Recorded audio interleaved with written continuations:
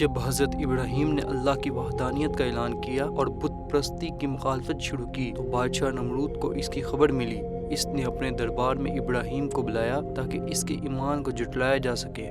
ابراہیم نے بڑی حکمت سے جواب دیا کہ میرا رب وہ ہے جو زندگی دیتا ہے اور موت دیتا ہے۔ نمرود نے غرور سے کہا، میں بھی دیتا ہوں، دیکھو میں ایک کو مار دیتا ہوں اور ایک کو چھوڑ دیتا ہوں۔ ابراہیم نے فرمایا، میرا رب تو سورج کو مشرق سے نکالتا ہے، تو ذرا مغرب سے نکال کے دکھا۔ یہ سن کر نمرود لاجواب ہو گیا، مگر اس کا تکبر کم نہ ہوا۔ نمرود نے فیصلہ کیا کہ ابراہیم کو زندہ جلایا جائے تاکہ دوسروں کو عبرت ہو۔ ایک بڑی آگ تیار کی گئی، اتنی شدید کہ اس کے قریب جانا ممکن نہ تھا۔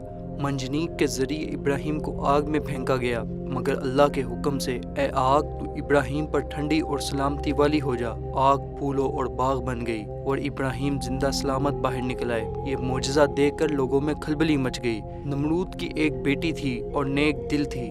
اس نے جب دیکھا کہ اتنی بڑی آگ میں ابراہیم کچھ نقصان نہیں پہنچا تو دل میں سوچا، یہ شخص ضرور سچا نبی ہے، کیونکہ کوئی انسان ایسا معجزہ نہیں دکھا سکتا۔